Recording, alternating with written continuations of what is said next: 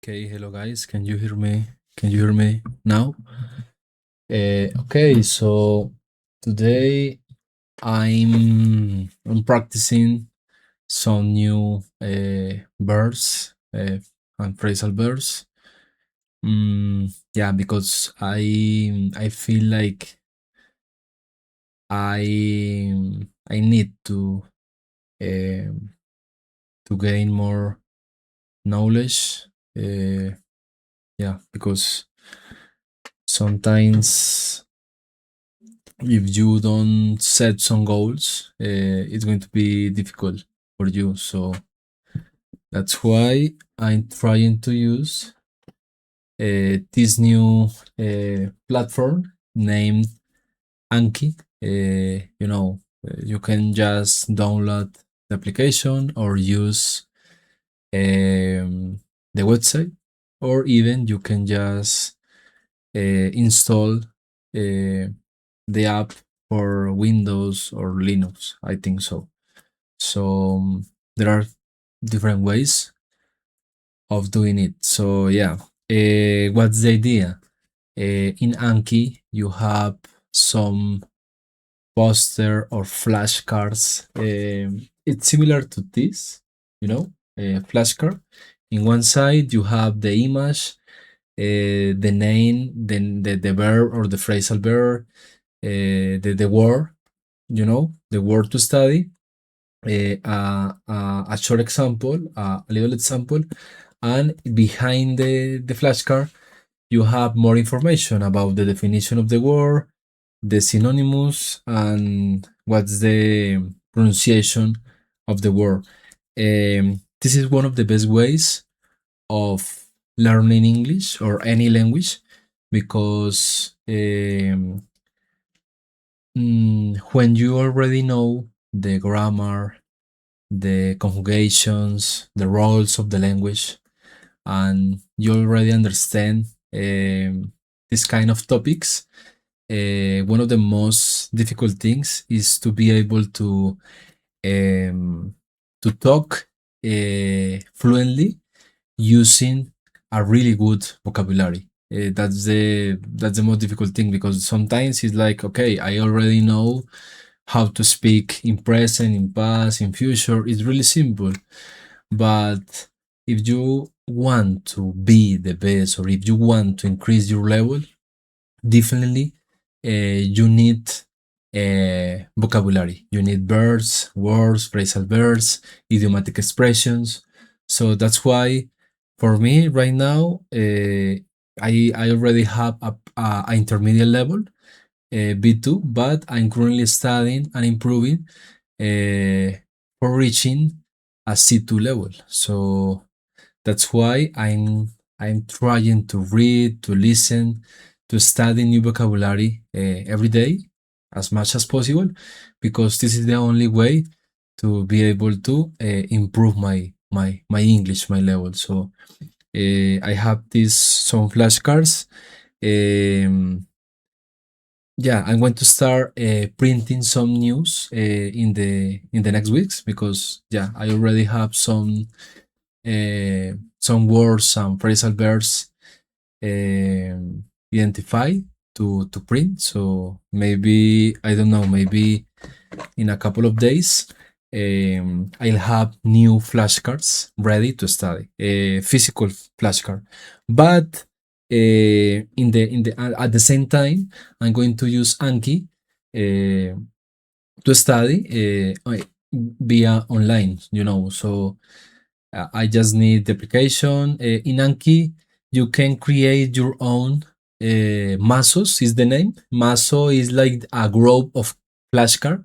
So in Anki, you can just create a mazo or a group of flashcards and you can decide what is going to be the word and the definition, everything, the image. Or you can just use or download a current flashcard. You can find a lot of mazos on internet, so you can just try to look for it, and you can just use it. The thing is that there are some mazos there are some free and paid mazos. So you need to try to check out different websites to find the correct mazo. But yeah, in my case, I'm going to print some new flashcards because yeah, for my for my job, for my goals, it's important to keep practicing. And yeah, that's it, guys. So now, as you can see, we have the word, we have the pronunciation, Instruct.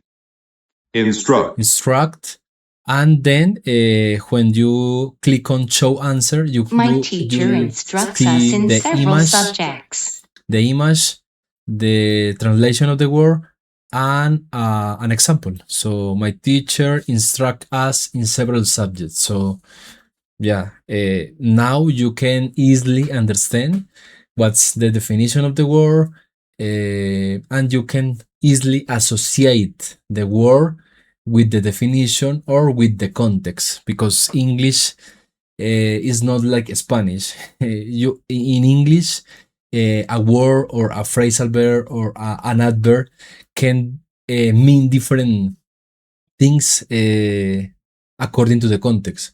So in English, you can just you just need to understand the context. Everything is related to context, so that's why you can just associate a work with a specific meaning.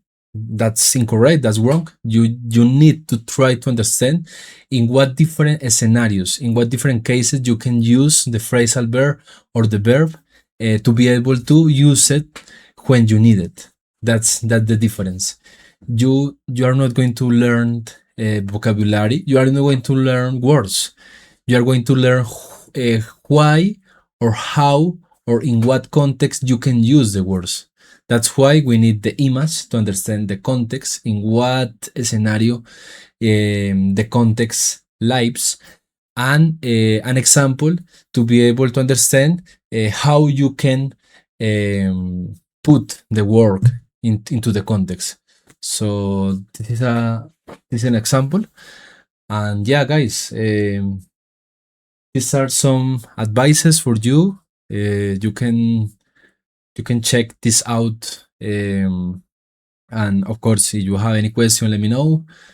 Maybe later or in the next video, I like to start talking about interviews. You know, as a software engineer, I have to attend a lot of interviews with different recruiters, and sometimes it's difficult to, sometimes it's not difficult. Sometimes you need to try to keep the calm. You can be afraid, or sometimes it's easier to be nervous when you already when you don't know about the company, or when you are not sure about your level. It's difficult to fail. But if you already if you have already studied the most typical or common questions in a interview, and you already know about the company, you know what's the goal of the company, you should try to look for the company, research the company before starting an interview, because that's the key, guys. You can just go to an interview and just try to improvise. That's absolutely wrong. You need to try to look for the company, read about the company, the mission, the vision, the goals, what is the industry, and if you already know all these uh, topics, it's going to be easier for you to answer and to prepare some answers for the recruiter's questions. So that's it, guys. You just need to try to prepare yourself before attending these interviews. That's the key. So If you already, if you don't have a really good level, if you already, if you don't feel comfortable with these interviews, it's better to practice before of attending them, because you know this is about practicing. And if you already, if you're not sure you're going to be in a really good level to attend the interview, it's better to say no. I'm going to study, I'm going to try.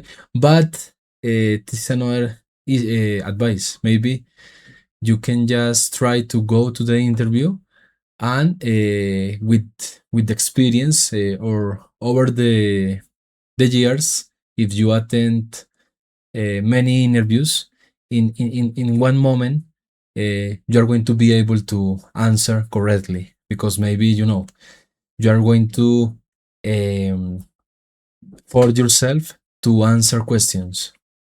And when you do that, your mind, your experience is going to increase anyway. Because maybe, yeah, I know, maybe you don't have a really good level in English. Maybe your level is A1, A2. But if you go to the interview anyway, you are going to learn. You are going to effort yourself to say anything, and that's the way in which you can improve. So you need both elements. Practicing every day, yourself on your side, listening to music, reading books, taking a course. And on the other hand, you need to try to attend or force yourself to practice in a real context. So, you can just talk to your friends, or if you get a remote job with a US company, you are going to keep talking in English every day. Or you can just book English classes with a um, private tutor, and with this private tutor you can just start talking about different topics and try to follow your own path. You don't need to compare with others. You have your own level. You have your own life, and everyone has different learning styles. So you don't need to imitate or to follow the same behaves of others. You just need to learn using your favorite material, your favorite tools, and that's it, guys. So yeah, thank you so much for listening to me. I hope to see you in a next episode. And yeah, we are going to overview the grammar tenses, some basic or some important idiomatic expressions, vocabulary. And yeah, the idea is to be able to create better sentences in real context, and to enjoy the process. That's it, guys. Thank you.